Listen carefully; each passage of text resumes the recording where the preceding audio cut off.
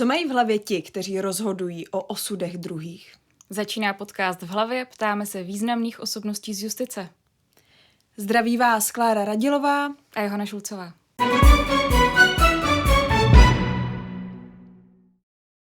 Říká se jí katány v sukních, i když ona raději nosí kalhoty. V žebříčku nejvlivnějších žen Česka se pravidelně umísťuje na předních příčkách a slyšet je o ní zejména v souvislosti s velkými justičními kauzami. Vrchní státní zástupkyně v Praze Lenka Bradáčová, dobrý den. Dobrý den. Vítejte. Děkuji za pozvání. Vrchní státní zástupkyni jste víc než 11 let. Prý v práci kávu pořád pijete z jednoho a z toho samého hrníčku. Znamená to, že jste pořád ta stejná Lenka Bradáčová, která do funkce nastupovala s určitými ideály, představami, odvahou? Nebo do jaké míry vás změnil ten střet s realitou? Odpovědět by museli, aby to byla skutečně objektivní odpověď, tak by museli odpovědět kolegové. A to nejen tady na vrchním státním zastupitelství, ale myslím i v Litoměřicích, v Ústí nad Labem. Všude tam, kde jsem měla možnost pracovat se státními zástupci, právními čekateli, ale také nechci vůbec zapomenout na administrativu, která působí na státním zastupitelství, protože skutečně bez své asistentky, která mne také provází už od Ústí nad Labem a je to skutečně člověk, který je mi velmi blízký pracovně i lidsky, tak ty by museli odpovědět. Ale já si myslím, že a to říkám vždycky všem, kteří přichází do státního zastupitelství a studentům na fakultách, že by neměli nikdy zapomenout na to, co je napadlo poprvé a co jim vadilo, když se právě s tou realitou střetli. Když přišli plně ideálů z fakulty a najednou je udeřila realita. A pokud nezapomenou na to, co jim vadilo na začátku jejich kariér a budou stále usilovat o to, aby to vylepšili, pokud se jim to už nepovedlo, tak si myslím, že zůstanou sví. A toho se držím. Co vám vadilo? Obrovská byrokracie. Já jsem přišla z fakulty a měla jsem tu představu, že všechno bude snadné. Neznala jsem fungování státu. Státní zastupitelství je skutečně veřejný úřad a má svá velmi rigidní pravidla. Ale po letech, já jsem dneska ve státním zastupitelství 25 let, tak jsem pochopila, proč tomu tak je. Stát musí mít svá pravidla, na něm stojí, proto také soustava státního zastupitelství, mluvíme o soustavě. A když už máte nějaký komplex úřadů, které jsou propojeny, tak musí fungovat na pevných pravidlech. Na druhou stranu zase ta pravidla nesmí být tak svazující, aby zabránila kreativitě, aby zabránila tomu, aby se lidé realizovali. A to bylo to, co mi na těch pevných pravidlech vadilo. No a pak přišli kolegové někteří, kteří říkali, ty by si pořád něco měnila, ty pořád chceš nějaký dynamický vývoj, ty nebudeš vůbec člověk pro státní správu. Ty se vůbec nehodíš do veřejného sektoru, ty si měla jít do sektoru soukromého. A já jsem si nad tím často přemýšlela a naopak. Já si myslím, že je potřeba, aby ve veřejnoprávních institucích bylo daleko více kreativních lidí, kteří budou usilovat každodenně něco měnit. Vy jste zmínila svoje kolegy, my jsme se jich ptali na to, jaká jste šéfová, tak co myslíte, že nám řekli? Přísná, snad i spravedlivá, odpovědná, vyžaduje 100% výkon a chce po nás, abychom byli týmoví hráči. Vlastně jste se trefila. Tohle přesně padalo ale i to, že umíte být velmi vtipná, že se dokážete i v situacích, kdy se úplně nedaří, se na to podívat s humorem. Mluvili taky o tom, že máte ráda básničky. Myslím, že zmiňovali Ortena a že ráda cestujete, že byste chtěla vidět v Africe lovit lva. Je tohle pravda? Je to pravda. Já jsem vždycky dávala vlastně celý svůj život, co jsem se naučila číst. To je taková možná specialita mého života. Jsem dávala přednost poezii před prózou. A myslím si, že, nevím, možná je to také tím, jak efektivně využívám čas, protože si myslím, že v poezii najdete na méně řádcích všechno, co je v celém románu, který musíte číst dlouho, když tedy umíte poezii číst.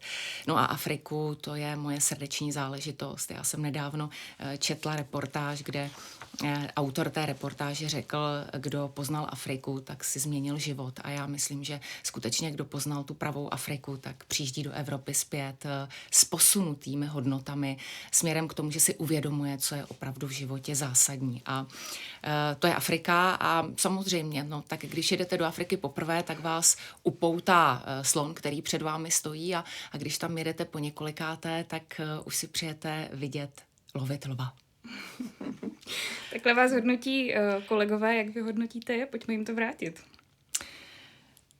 Já musím říct, že jsem měla v životě štěstí a že to považuji skutečně za štěstí, že jsem na té kariérní cestě poznala velkou spoustu velmi inspirativních kolegů, loajálních práci, loajálních právě tomu týmovému duchu, vnímání státního zastupitelství jako týmu, protože ve státním zastupitelství platí, že úspěch jednoho je úspěchem všech, ale také prohra jednoho je potom prohrou všech. A musím říci, že až na výjimky to skutečně byly velmi, velmi inspirativní a kvalitní lidé. Možná mám také štěstí.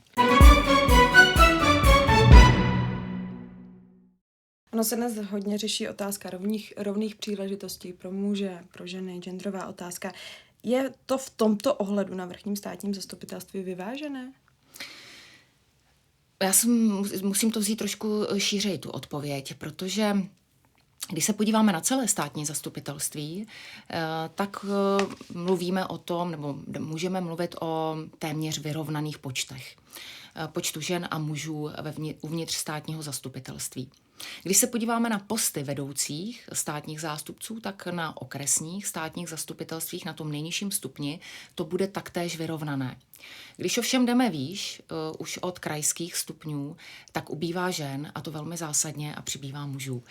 Takže z těch 8 krajských máme 2 ženy, obě jsou v té české části, která spadá v českých krajích, které spadají pod vrchní státní zastupitelství v Praze. Já jsem vrchní státní zástupkyní, takže 3 ženy v tomto regionu těch krajů. No a nejvyšším státním zástupcem muž. Ale je potřeba říci, že tak je tomu i všude v Evropě.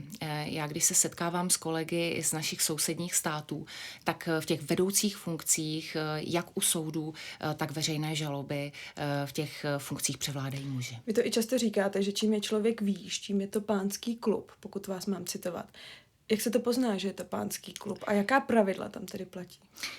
Pozná se to tak, že sedíte na konferenci, na poradě, na jednání a všude kolem vás jsou muži a vy jste tam jediná žena. Možná spíš ta pravidla, jaká tam platí. Pravidla bych řekla, že jsou stejná.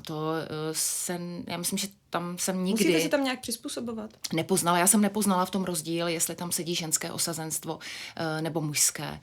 Vždycky jsem zažila korektní přístup bez ohledu na to, jaké bylo to genderové složení.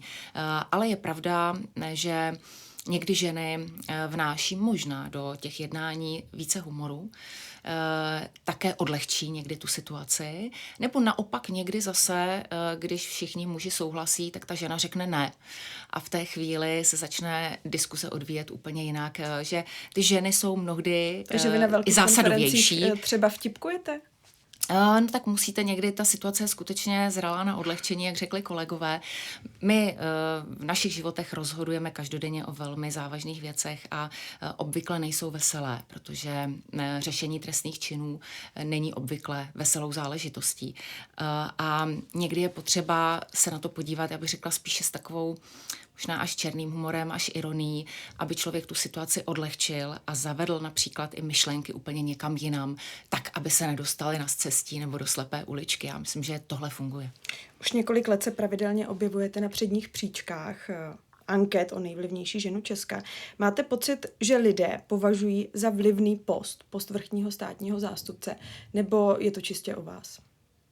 Obé. Nestačí jedno. Jedno bez druhého by nefungovalo. Vrchní státní zástupci, to byly i přede mnou a doba těsně před mým nástupem byla velmi kritická pro vrchní státní zastupitelství v Praze, nezažívalo vůbec dobré časy a to také proto, že na pozici tehdy vrchního státního zástupce byl člověk, který nepožíval obecné důvěry. To je prostě realita. Takže to platí, že obé dohromady.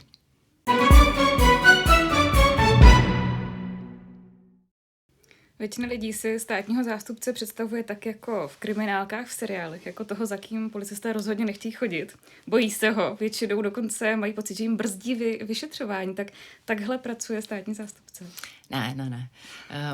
Můžeme se dívat na kriminálku Miami, což je pro státní zástupce úsměvný seriál, tak to skutečně v životě nefunguje. No a potom se také můžeme podívat ale na případy prvního oddělení, které jsou velmi realistické, právě protože se podílel na scénáři nebo psal scénář bývalý výborný vyšetřovatel policie. A i tam se ale promítají samozřejmě různé sympatie a antipatie mezi lidmi. Já myslím, že většina státních zástupců je skutečně velmi komunikativních, ale protože nese odpovědnost za výstupy z trestního řízení a je tím takzvaným pánem řízení, tak samozřejmě ty představy mohou a také se to stává, že představy policie a státního zástupce na sebe narážejí. No a potom je ten státní zástupce tím, který, když nese odpovědnost, tak je v podstatě jeho pokyn nepřestupitelný. Jak často se tohle stává? Jak často musíte policistům říct, tak takhle opravdu ne? Tak já myslím, že téměř v každé věci se to stane, že státní zástupce koriguje postup policie. Velmi záleží na zkušenostech toho policejního týmu a samozřejmě také na případné, jak bych řekla, takové nějaké souhře, když už ti státní zástupci ty policejní týmy znají, tak vědí vzájemně, co od sebe očekávat. Takže tam je ta spolupráce snazší. Samozřejmě ty první kontakty, ty jsou složitější. Státní zástupce je jediný v českém právním řádu, kdo může ten případ, ten trestný čin případný dostat před soud obžalobou. Jak se v sobě vyrovnáváte s tím pocitem, že jste někomu zasáhla do života a postavila jste ho před soud, ale soud ho potom viny zprostil?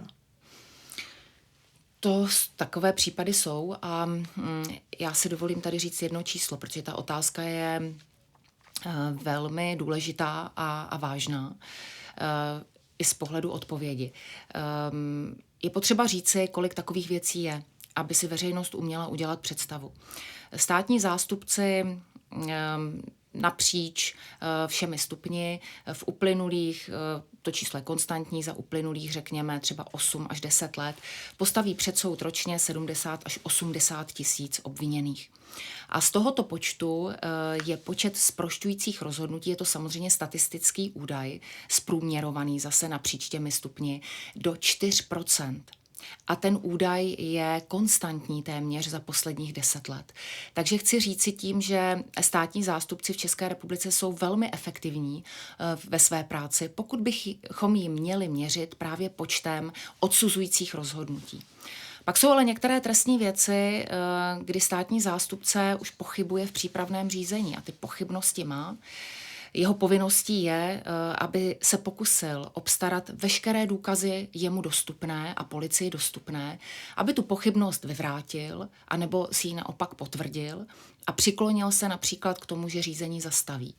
Jsou ale věci, kde i když obstaráte všechny dostupné důkazy, tak se vám nepodaří tu pochybnost odstranit. A já to řeknu velmi zjednodušeně. Obvykle to bývá u trestních věcí, kde stojí tvrzení proti tvrzení, obvykle obviněného s poškozeným. A v případě, že státní zástupce stále ty pochybnosti, které má, nelze vyvrátit, tak nemůže v pochybnostech rozhodnout ve prospěch jedné či druhé strany. Taková je zásada. Tam může rozhodnout pouze soud. Takže i v takových věcech, kde už ten státní zástupce jistou pochybnost, kterou nemůže, jak už jsem řekla, to je to důležité, už nemůže ji vyvrátit, tak ten konečný verdikt musí učinit soud. A když řekneme jeden příklad za všechny, o kterém se často mluví, bývalá ministryně obrany Vlasta Parkanová, která byla po téměř 10 letech zproštěna obžaloby v kauze letounu Casa. Vy už jste dřív říkala, že se jí neomluvíte, tak to platí a přesto jsou tam nějaké výčitky v souvislosti s touhle kauzou? Státní zastupitelství mělo v ruce, a teď je to kolega, který tu věc dozoroval, mluvím za něj, ale samozřejmě jsem vedoucí toho úřadu, takže si mohu dovolit tu kauzu komentovat i z tohoto pohledu, přestože jsem ji nedozorovala. Měl v ruce znalecký posudek, který zcela jasně řekl, že letadlo bylo předraženo téměř o 1 miliardu korun při svém nákupu. Stejně tak měl v ruce dostatek důkazů pro to, aby podal obžalobu. Ta obžaloba byla potvrzená i Městským soudem v Praze, její důvodnost. A tady také o to opíráme i náš další postup. To se málo ví, původní obžalobu, to první podání obžaloby, soudkyně obvodního soudu pro Prahu 6 vrátila zpět státnímu zastupitelství, že obžaloba není důvodná. Státní zástupce se obrátil na Městský soud v Praze se stížností a Městský soud v Praze nařídil obvodnímu soudu pro Prahu 6, aby věc projednal, protože považuje obžalobu za důvodnou. Takže tady z toho už vidíte, že i soudy považovaly tu obžalobu za důvodnou. Takže tady mluvit o tom, že byla bývalá ministryně obrany postavena nedůvodně před soud, nelze už ani z pohledu verdiktu soudu. To, že se následně bojem znaleckých posudků, který přinesla obhajoba, dospěl soud k závěru, že není možno určit, kolik skutečně to letadlo stálo a za kolik ho bylo možné nakoupit a zda bylo předraženo nebo ne. To znamená, že není možné určit znaleckým posudkem rozsah škody, tak z toho důvodu došlo v podstatě ke zproštění obviněných. V té věci bylo podle mne také nešťastné to, že nejvyšší státní zástupce nepodal dovolání, to znamená, že nebylo využito všech prostředků, včetně těch mimořádných. A my jsme se nedozvěděli na tento problém souboje znaleckých posudků názor Nejvyššího soudu. A k té omluvě, víte, státní zástupci mají nastavené povinnosti i odpovědnostní vztahy v zákoně. Ministr spravedlnosti jako ten, kdo stojí v čele správy státního zastupitelství a ministerstva spravedlnosti, který spravuje státní zastupitelství, je zákonem pověřen k tomu, aby se v případě trestních stíhání, které skončí zastavením, zproštěním, případně obviněným omluvil, či se zabýval náhradou škody. Tak je to nastaveno. Pokud by zákon stanovil, že odškodňovací řízení, omluvu budou následně po zprošťujících rozhodnutí vnášet do prostoru státní zástupci, učiníme tak. Ale není možné tak učinit pouze vůči jednomu obviněnému. Pak musíme nastavit postup takový, že se státní zástupci neomluví pouze bývalé ministryni obrany, jedné zproštěné, ale musí se potom omluvit v rámci rovného přístupu. A to je rovnost v právech všem zproštěným z trestných činů. A to je ten princip. Takže to je to, proč jsem řekla, že se státní zastupitelství ani nemůže omluvit. Nebo poté, ale musíme zavést povinnost, že se bude omlouvat všem, kdož budou zproštěni. Tomu se totiž říká ten právní stát, rovnost v právech. Tak když se zeptám jinak, je nějaká kauza, která vám nedá spát, kvůli které máte výčitky, nějaký čistě osobní příběh někoho, kdy například jeho konání naplnilo znaky trestného činu, to znamená, poslala jste to před soud, ale měla jste proto třeba lidské pochopení. Je něco takového, co vám nedává spát? Já bych neřekla, že mi to nedává spát, ale vrací se vám to, jestli jste neměl postupovat jinak, a nebo jste postupoval jinak a vlastně si říkáte, zákon byl příliš tvrdý, ale tím postupem soudu a státního zastupitelství se ta věc po stránce nějakého spravedlivého vnímání toho verdiktu spravila. A to jsou dvě věci, které mě teď napadají. Ta jedna, o které si velmi často přemýšlím a kde si říkám, že jsme měli být důslednější, nemá co dočinění paradoxně s obviněnými nebo poškozenými. Ale když jsem začínala v Litoměřicích, tak jsem se účastnila jedné z domovních prohlídek v trestní věci, drogové trestní věci. Dozorovala jsem tu věc a ta byla postavená na tom, že klasika, nic jako extra výjimečného. Pravidelně jedna z rodin v té lokalitě vařila pervitin. Už od 70. let byli tím známí, prodávali pervitin a policie provedla domovní prohlídku, odhalila tu varnu, zadržela pachatele a v té rodině vyrůstaly 2 malé děti. Nezletilé děti školního věku. A teď bylo na policii, ta matka nebyla obviněna, jenom ten otec, a bylo na policii, zda teda zváží, zda je na místě a na státním zastupitelství iniciovat odnětí těch dětí z tohohle prostředí a umístit je do nějaké náhradní výchovy, kdy spíše do dětského domova. anebo je nechat v tom prostředí, přestože ten otec tedy se počítalo s tím, a tak se to také stalo, on byl recidivistou, v té době už byl odsouzen na několik let k trestu odnětí svobody a ta matka zůstala s těmi dětmi, byla závislá na drogách. A já jsem tehdy zastávala názor, že je potřeba učinit rozhodnutí takové, že ty děti musí být z té rodiny vyjmuty a aby jim byla dána šance nebýt závislými. A spousta kolegů mě přesvědčovala, včetně těch policistů, že vlastně ta delší zkušenost, já jsem byla na začátku kariéry, bylo mi 27, že ne, že máme nechat v tom výchovném prostředí a nechat jim zbytek rodiny. Po 10 letech jsem měla ty obviněné znovu před sebou na stole, protože recidivovali a ty děti byly závislé na tvrdých drogách a myslím si, že už se nikdy z té situace nedostanou. Takže tady si říkám, že ta důslednost, a to byl lidský přístup, který jsme zvažovali a tady vidíte, že to rozhodnutí nebylo jednoduché, znovu teď by nebylo jednoduché, ale tehdy jsme evidentně nerozhodli správně, i přesto, že jsme si mysleli, že jednáme ve prospěch těch dětí. A ta druhá věc byla vražda, to bylo ještě v době, kdy v trestní zákoník neobsahoval trestný čin zabití, to odstupňování, kdy pachatel trestného činu usmrtí jiného, ale nikoli s předchozím rozmyslem, ale jako reakci na nějaké předchozí zavržení hodné jednání té oběti. Tak před soudem stála žena, která měla duševní poruchu, která usmrtila partnera po tom, co jí týral velmi dlouhou dobu. A bylo jasné, že pokud rozhodne soudce v sazbě trestu odnětí svobody a tahle žena bude umístěna do výkonu trestu, tak já nechci říct úplně, že by tam nepřežila, ale že to pro ní bude skutečně tak traumatické, že to zda a v jakém stavu z toho výkonu trestu nakonec vyjde, bylo s velkými otazníky. Takže tady tenkrát bylo rozhodnuto mimo trestní sazbu a dnes už to můžu říci po těch letech a byl uložen, přestože to bylo na hraně možného využití toho trestního práva hmotného, podmíněný trest odnětí svobody a tam si myslím, že to bylo naprosto spravedlivé. Přestože to tehdy zákon ne zcela umožňoval, jak je tomu dnes. Přihlédnout právě k té zavržení hodné pohnuce na straně oběti. Takže jestli tomu dobře rozumím, soudkyní jste být vlastně nikdy nechtěla. Je to možná osvobozující, že ten finální verdikt vynáší někdo jiný než vy? Ne, nikdy jsem to takhle nevnímala, ale já jsem vnímala daleko více svoji pozici aktivní. A státní zástupce je té své profesi samozřejmě tou aktivní figurou ve hře. Ten tvoří příběh, ten rozhoduje o tom, jestli ten příběh bude projednáván v řízení před soudem a ten aktivně sbírá důkazy.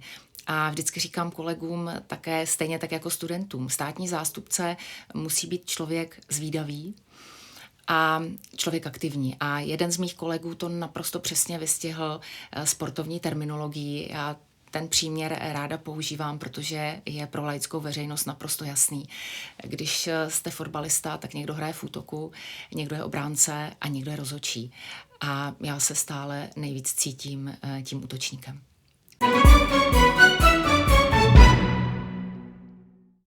To se tady bavíme o tom, jak funguje ta justice uvnitř, co tam všechno vlastně zvažujete. Jakým tlakům musíte čelit zvenčí? Protože vy jste to tady zmiňovala, že jste působila i na státním zastupitelství v Litoměřicích, tedy na okresním státním zastupitelství, teď jste na vrchním státním zastupitelství. Jsou tam jiné tlaky na vás? Čemu všemu čelíte? Tak samozřejmě, ty tlaky jsou jiné na různých úrovních, stupních státního zastupitelství, ale především z důvodu toho, že na těch vyšších stupních se řeší typově nejzávažnější kauzy organizovaného zločinu, veliké škody na majetku jak státu, tak soukromých subjektů. Jsou to typově závažné věci z hlediska dopadů korupce, dopadů do veřejné sféry. A tam se samozřejmě ty tlaky stupňují. A když mě by zajímalo, jak to vypadá, když jako říkáte, tlaky se stupňují. Co to znamená? Jak ty tlaky vypadají? Musíte si představit celou tu škálu. Ať už přímých nebo nepřímých. Samozřejmě, že ten nepřímý tlak na státního zástupce, ale i na soudce, to je, ty profese v tomto jsou si velmi podobné. Veřejné mínění, které se promítá do řady diskuzí. Přečtěte si někdy komentáře pod rozhodnutím soudu, pod verdikty státních zástupců. I ty, když začnete číst na sociálních sítích, tak ano, můžete si říci, nebudu k tomu přihlížet, nebudu o tom přemýšlet, ale jsme lidé. Přemýšlíme o tom, co se dozvíme. Takže to je jedna věc. Ale to jsou věci, které, o nichž teď mluvím v celém tom kontextu a jimž musí jak státní zástupce, tak soudce odolat, protože to je prostě spojeno s veřejným rozhodováním.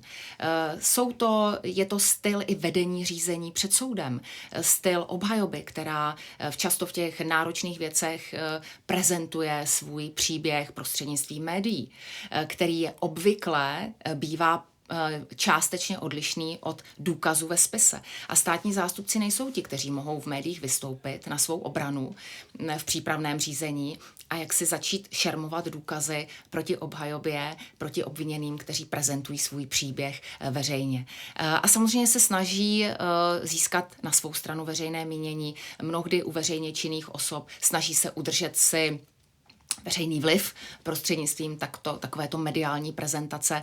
A to všechno dohromady samozřejmě je jistým tlakem, který je ale součástí naší profese. No a potom, pokud vás zajímají i tlaky, které jsou samozřejmě takové ty, s nimiž zákon i počítá, nedovolené, kdyby někdo tlačil na konkrétní rozhodnutí, ať už by to byl někdo zevnitř soustavy státního zastupitelství nebo vně, já jsem se s tím nikdy nepotkala. Já jsem nikdy nedostala žádný pokyn, který bych musela odmítnout a nikdy jsem se také nepotkala s tím, že by mi někdo z ministrů nebo kdokoliv jiný se snažil nějakým způsobem podsunout, jak bych měla ve věcech rozhodovat. Míříte v tuhle chvíli ještě výš? A nebude těch tlaků tam víc? To je otázka, co bude v budoucnu. Samozřejmě má to významnou návaznost na změnu zákona o státním zastupitelství. To je objektivní záležitost. V Poslanecké sněmovně se projednává novela zákona, která přinese do státního zastupitelství změnu v podobě výběrových řízeních na místa vedoucích státních zástupců. Současní vedoucí státní zástupci se budou moci ještě jednou ucházet o své posty, ale já vůbec nechci předjímat, o tom a tu otázku dostávám, zda bych šla do další soutěže a ucházela se o funkční období dalších 7 let na vrchním státním zastupitelství v Praze. To vůbec není rozhodnuto a co bude dál, záleží samozřejmě vždycky na té konkrétní situaci, na konkrétní nabídce, ale také na tom, jak vnímáte svoji pozici. To znamená, zda už jste dali všechno, co můžete dát tam, kde jste a zda tam, kam byste měli přejít, můžete dát ještě víc. A dala jste všechno už? Tak jsou některé věci, které na vrchním státním zastupitelství bych ještě ráda změnila, ale pokud bych to měla srovnávat před 10 lety, tak jsme ušli obrovskou cestu a já myslím, že vrchní státní zastupitelství v Praze bude velmi dobře fungovat, i když v jeho čele nebude stát Lenka Bradáčová. Řada lidí má pocit, že státní zastupitelství patří k soudní moci. Často o tom mluvíte, že my jsme nějakcí hráči, máme tady potom soudce, který nakonec rozhodne, ale i my, státní zástupci, určujeme tu hru. Ale státní zastupitelství spadá pod moc výkonu, to znamená pod moc, kam spadá třeba i vláda. Jak byste vysvětlila lidem, proč to tak je? Je to koncept, skutečně koncept, právní koncept, který přijal parlament při tvorbě ústavy. Státnímu zastupitelství by více slušelo z pohledu všech teoretických úvah, aby bylo zařazeno ve vlastní hlavě, podobně jako Nejvyšší kontrolní úřad či Česká národní banka. Státní zastupitelství svou charakteristikou není ani čistým správním úřadem, to znamená nemůže být, ale není ani soudem. To je naprostá pravda a je někde mezi. My mluvíme o tom, že je takzvaným orgánem sui generis, protože je a musí být nadáno jistou mírou nezávislosti proto, aby mohlo nestranně rozhodovat. Není to v té míře moci soudní, ale rozhodně je to mnohem více, než má moc výkonná formou nebo ve své formě správních úřadů.